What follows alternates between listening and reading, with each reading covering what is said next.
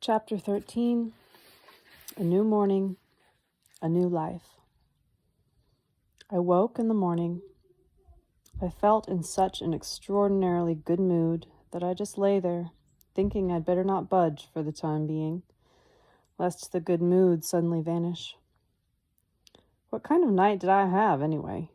And why did I get the impression in the morning that over the past night my whole body and consciousness were literally bathed in love? By the light of day, it became clear to me why I had felt neither too cold nor too hot during the night. I was lying immersed in dry grasses and flowers, which gave off a pleasant warmth and aroma. Readers often ask how Anastasia keeps from freezing in the wintertime during the cruel Siberian frosts, but it's really all so simple. If you bury yourself in a haystack, there are no frosts to fear. Granted, she has some sort of alternative source of warmth, given that she can walk about semi-nude even when it's 5 degrees plus, 5 in Celsius, which is approximately equivalent to 40 degrees Fahrenheit. And doesn't get cold. She even goes swimming then and doesn't give so much as a shiver when she comes out of the water. I continued to lie there in bliss, in the bliss of my dried grasses, and thought about how the morning breaking meant a new day had come. And I got the impression as though a new life were beginning. I thought if only this were the way it could be every morning, then in one lifetime one could live 1,000 ages, as it were. And each age would be as magnificent as this morning. But how does one make each new day turn out as magnificent as this morning? I didn't get up until I heard Anastasia's cheerful voice calling out to me. Surely God gives to him who rises early. I crawled out of my splendid nighttime lodgings. Anastasia was already standing up right there at the entrance. Her golden hair was woven into a braid, which was tied with grasses at the end, like a bow. Her new hairdo looked very nice on her. Let's go to the lake. You can wash yourself and get dressed, Anastasia proposed, tossing her braid coquettishly to the front. Well, now, women are women after all, I thought, and said to her aloud. That's a very pretty braid you have, Anastasia. Pretty, eh? Very, very pretty, she laughed as she twirled around. We ran to the lake. There on the shore, over some branches, were hanging my shirt, trousers, undershirt, and everything I had taken off the night before. I felt them, and they were dry already. How did you manage to dry them so quickly? I gave them some help, Anastasia replied. I put them on myself and ran about a little bit, wearing your clothes, and they dried out very quickly. Now you will be able to put them on after your dip in the lake. Are you going to be taking a dip too? I have already done everything I need to greet the day. Before I went into the water, Anastasia rubbed my body down with some sort of paste made from grass, and when I plunged in, the water all around me began to sizzle, and my body smarted a little, but when I came out, I felt really refreshed, as though the pores of my skin were starting to breathe with great intensity all by themselves, each one taking in air individually. My overall breathing was free and easy. Just as she had done the night before, Anastasia, ever cheerful and playful, began once more to rub the moisture off my body with her hands. As she was rubbing my back, I suddenly felt something hot unexpectedly spurt down my spine. It happened once, then again. I turned about sharply, and there she was, squeezing her breast with both hands, aiming the stream of warm breast milk right into my face. And then from the other breast, a stream of milk spurted onto my chest, and then she let loose with a fast rub up and down my body, accompanied by a roar of laughter. "What are you doing that for?" I asked when I had recovered from my surprise. Because, guffawed Anastasia as she handed me my shirt and trousers. They too did not smell the way they did before, and I noticed this as soon as I put them on. Then I said to Anastasia in a serious tone, "Okay, I've done everything as you wished. Now let me see our son." "Fine, we shall go. Only please, Vladimir, do not try to approach him right off. Watch him for a while first. Try to understand him." "Fine, I'll watch. Okay, and I'll understand." We went back to the glade, which was now so familiar to me. We reached the bushes at the edge of the glade, and Anastasia said, "Let us sit here quietly and watch. He will be waking up now, and you will see him." Beside a tree at the edge of the glade, the bear was lying on her side, but I couldn't see any baby. I was getting more and more excited, and my heart started beating strangely. "Where is he?" I asked Anastasia with bated breath. "Look more closely," she replied. "Look, you can see his little head and feet sticking out from under the bear's paws. That's where he sleeps, in her groin. It is soft and warm there, and she keeps her paw on top of him, not pressing down, but just to provide a little covering." And I saw the scene. The boy's tiny body was resting in a cradle of thick bear fur in the huge beast's groin, under her slightly raised front paw.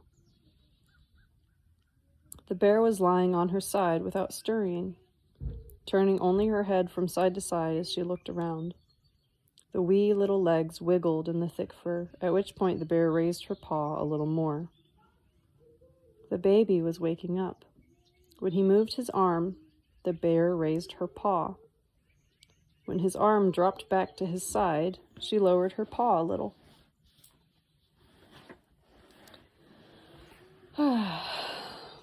Only her paw and head moved.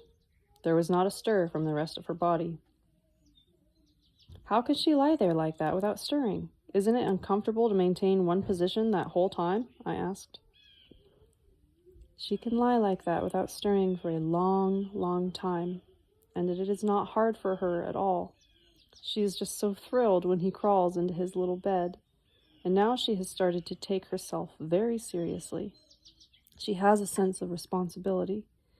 When the time approached to start a family, she did not even let her intended mate come near her.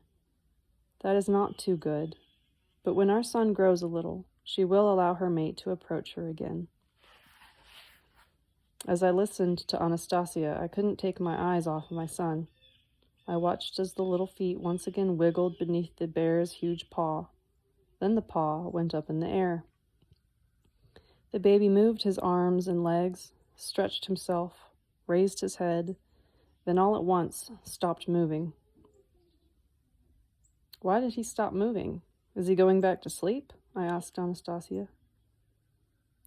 "Look more closely. He is going to piddle.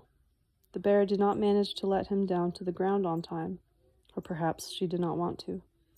She really spoils him, you know."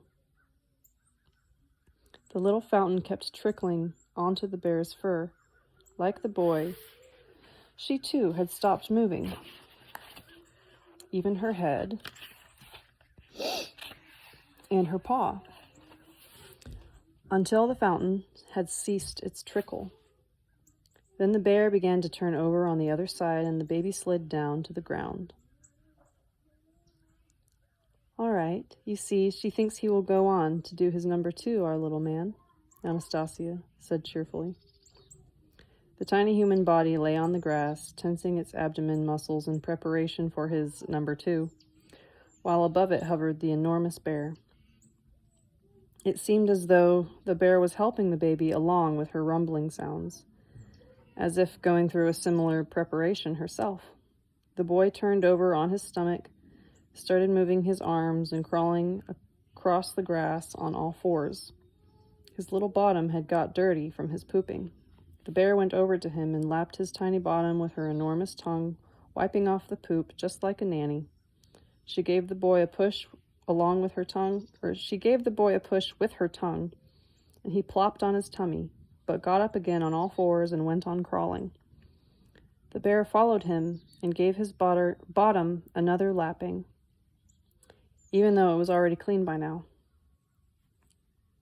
What do you think, Vladimir? Do you think she would be able to take off his dirty diapers or underpants and put new ones on? Anastasia asked quietly. Okay, I responded, also in a whisper. I get it. The boy turned over onto his back, and when the bear persisted in lapping his thighs, he made a nimble move and his little hand latched onto the fur on the bear's muzzle. In response to what looked to be insignificant movements in the boy's hand, the bear proceeded to rest her huge head on the ground at his feet. He grabbed hold of her muzzle, reached up with another hand, and started climbing up on the bear's head. Where on earth is he going? I queried. To the bear's eyes, responded Anastasia. Her eyes sparkle. They fascinate him, and he always wants to touch them. The boy lay his tummy on the bear's muzzle and looked at one of her eyes. Then he tried touching it with his finger, but all at once her eye snapped shut. The boy's finger poked at her eyelid. After waiting a little while longer, and still not seeing any sparkling eye, the boy began climbing down from the bear's muzzle, then crawled a little way across the grass and stopped to look at something on the ground. The bear got up and roared twice. She's calling to the wolf. She needs to clean herself up and have something to eat. Now you will see how they have a friendly conversation amongst themselves, Anastasia commented. A few moments later, the she-wolf appeared at the edge of the glade. The bear did not show any signs of welcoming her presence, but greeted her with a threatening roar. The wolf's own behavior was far from friendly. She surveyed the whole glade. She pranced a bit around the edge, lay down, then took a big leap and lay down again, as though ready to pounce. What kind of friendly conversation do you call that? I asked. Why did the bear call her and then roar at her like that? And the wolf seems pretty threatening herself. That is the way they talk with each other.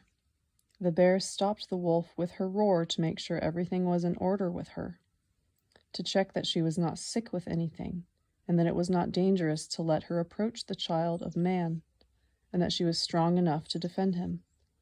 The wolf showed that she was completely prepared. She showed it by her actions, not with words. You saw how she walked past and jumped pretty high. Indeed, the bear, after observing the wolf, calmly shuffled off out of the glade.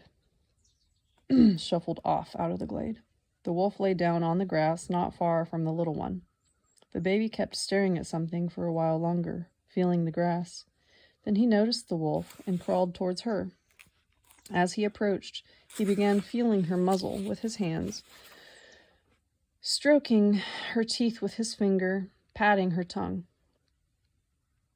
The wolf lapped at his face, at which point little Vladimir crawled onto her stomach, felt the wolf's nipples, and sucked his hand all over and screwed his face into a frown. Time for our son to eat, Anastasia began speaking again. But he is not yet so hungry that he will drink the wolf's milk. I'm going to leave you for a little bit, while you sit here at the edge of the glade. If he sees you and is interested, he will crawl over to you. Only do not pick him up yourself. He is already a man, even if small in appearance. He will not understand meaningless cooing sounds. Besides, violence may result if you try to pick him up against his will. He will not understand that. Even if you do it with good intentions, but without his permission, you will make a bad impression on him. Right, I said. I shall not try to pick him up. I'll just sit here like this. But the wolf, she won't touch me? With the scent you have now, She will not touch you. Anastasia clapped her thigh twice. The wolf got up, turning her head in Anastasia's direction. Then, after a glance at the baby, who had started playing again with some kind of bug, she ran over to Anastasia. Anastasia came up very near to me. She summoned the wolf to approach closer, then gestured to her to lie down.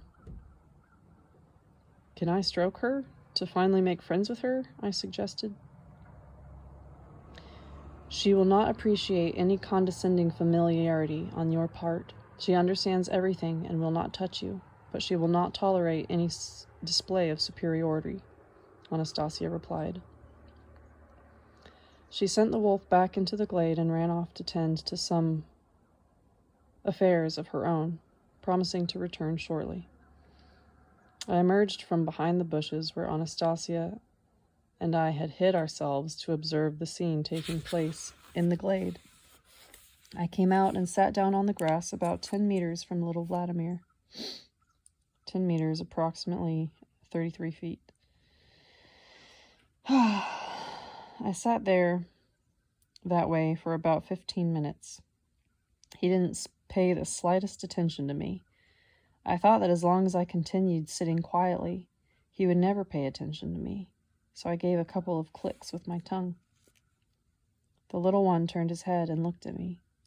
My son, my very own son, had his eyes fixed on me with fascination, and I was excitedly looking at him. I could even feel a flush all through my body from the excitement. I had the urge to run and take his little body into my arms, squeeze him and press him against my chest. But Anastasia's request, and more significantly, the presence of the wolf, held me back. And then my little son began slowly crawling toward me. He kept his eyes fixed on me all the while he was crawling. My heart started beating so loud in my chest that I could hear it. What was it beating like that for? Maybe it would frighten the little one away, it was pounding so.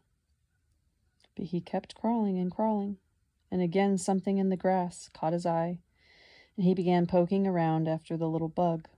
Then he began to examine something crawling along his arm. At this point, he was 3 meters away. My little son had stopped short in his crawling, only 3 meters away from me, all over some bug. And what kind of world was out there in the grass? And what kind of life had taken his fancy so? What kind of order or rules do they have in the forest anyway? Here's this little boy with his very own father right in front of him, and he's more interested in some kind of bug. That's not the way it should be. A child should know that his father is more important than a bug. All at once, the little one looked up again in my direction, showed me a toothless smile, and quickly started crawling again, more nimbly than before. I was all prepared to pick him up, but then noticed that he kept on crawling right past me, not paying any attention to me. I looked around and saw Anastasia, standing all smiles behind me, a little to one side. She sat down and put her hand on the ground, palm upturned. The boy smiled and climbed up to his mother's breast. Anastasia didn't pick him up, but ever so gently helped him climb up, ever so gently helped him reach her breast. Now he was already in her arms, clapping his tiny hands against the exposed breast and smiling at Anastasia. Then, after feeling and stroking her nipple, he closed his lips tight about it and began sucking on the supple breast. Anastasia, in the meantime, just gave one look at me, putting her finger to her lips to let me know I should keep quiet. I sat there the whole time without uttering a word while she fed our son. It seemed as though, all during the feeding, Anastasia was totally oblivious to my presence. Indeed, she did not seem to be aware of the world around her at all. The whole time she concentrated her gaze on our son. And it also seemed as though they were somehow communicating with each other. This impression came from the fact that, after sucking for quite a while, the baby would suddenly stop, turn away from the nipple, and look into Anastasia's face. Sometimes he would be smiling. At other times, his face had a serious expression. Then he became very still and slept for a while in his mother's arms. When he awoke, his face once again broke into a smile, and Anastasia sat him on the palm of her hand, supporting his back. Their faces were very close together, and the baby would feel Anastasia's face with his hands and press his cheek against hers. Then he spied me once again, and once more he fell still for a while, staring at me in fascination. All at once he reached out his little hand toward me, inched his body forward in my direction, and uttered the sound, eh. Involuntarily, I reached out my hands to him, and at that point, Anastasia handed him over to me. Here I was holding in my arms the tiny body of my very own son, the son I had so greatly desired. Everything else in the world vanished into oblivion, and I had the strong urge to do something for him. The baby felt my face, pressed his lips against it. Then he recoiled with a frown, apparently feeling the prickles on my unshaven face. After that, I don't know how it happened, but I got an uncontrollable urge to kiss his warm little cheek, and I resolved to kiss him. But instead of a kiss, I somehow ended up giving his cheek 2 quick laps, the way the wolf did. The boy recoiled from me and began batting his eyelids in amazement. Anastasia's loud trills of laughter filled the glade. The baby at once reached out his little hands toward her and started laughing too, squirming in my arms. I realized he was asking to be released. My son was leaving me. Obedient to his will and the established rules of communication here, I carefully put him down on the grass. He immediately crawled over to Anastasia. She jumped up with a laugh, ran around me, and sat down on the other side of me, very close. Whereupon the little one turned around and with a big smile crawled over to the 2 of us. He climbed into Anastasia's arms and once more began to feel my face. This is how I first communicated with my son.